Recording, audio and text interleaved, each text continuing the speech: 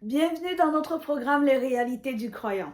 Comme d'habitude, nous tenons à vous rappeler que ces vidéos, donc les vidéos que nous postons, sont des compléments des enseignements de notre pasteur Abel Damina. Si vous voulez savoir sur tous nos sujets de discussion que nous postons de manière hebdomadaire, vous pouvez cliquer sur le ou les liens qui s'affichent en dessous de cette vidéo, pardonnez-moi. Donc, nous tenons aussi à vous rappeler que notre référence tout au long de ce programme est la Bible, qui est le livre par excellence du croyant. Dans cet épisode, nous allons parler de la foi. Qu'est-ce que c'est?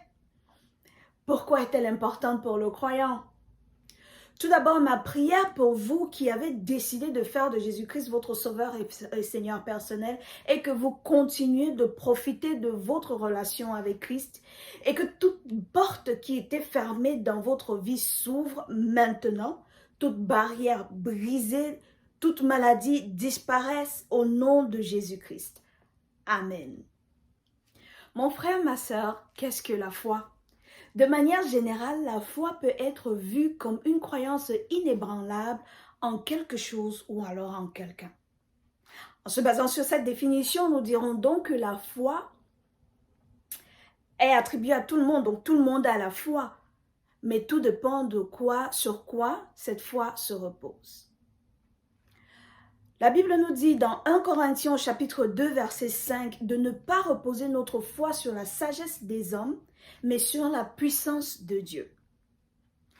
La Bible continue à nous expliquer dans le livre de Hébreux au chapitre 11 verset 1 que la foi est la ferme assurance des choses qu'on espère et une démonstration des choses qu'on ne voit pas, donc de celles qu'on ne voit pas. Nous allons continuer donc en lisant le livre de Jérémie au chapitre 2 verset 13. Pour savoir plus sur cette foi-là et comment est-ce qu'elle est importante. Jérémie chapitre 2 verset 13. Il dit: Mon peuple a commis un double péché. Ils m'ont abandonné, moi qui suis une source d'eau vive, pour creuser des citernes crevassées qui ne retiennent pas de l'eau.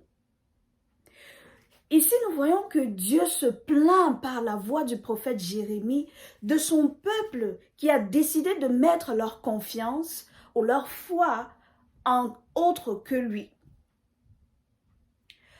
D'après cette observation, nous disons donc que la foi est la croyance absolue en l'existence de Dieu, car en effet, ses perfections invisibles et sa puissance, ainsi que sa divinité, se voient depuis la création du monde. Et oui, faites vos recherches. La foi, c'est aussi croire que Dieu, ce Dieu-là, a envoyé son Fils Jésus-Christ mourir pour notre justification et pour notre salut. Nous l'avons vu précédemment dans Jean chapitre 3, verset 16. Pourquoi est-elle importante pour le croyant? Vous me poserez cette question. Nous allons donc avoir la réponse dans notre livre de Proverbes au chapitre 3, versets 5 à 6. Proverbes chapitre 3, versets 5 à 6. Alléluia. Je lis et je commence au verset 5. Confie-toi en l'Éternel de tout ton cœur et ne t'appuie pas sur ta propre sagesse. Reconnais-le dans toutes tes voies et il aplanira tes sentiers. Alléluia. D'autres versions diront que il rendra tes sentiers droits. Donc, une autre façon de dire que en appuyant ta foi sur Dieu, notre Créateur, alors il va parfaire tout ce qui te concerne. Alors, pour conclure, nous dirons ceci.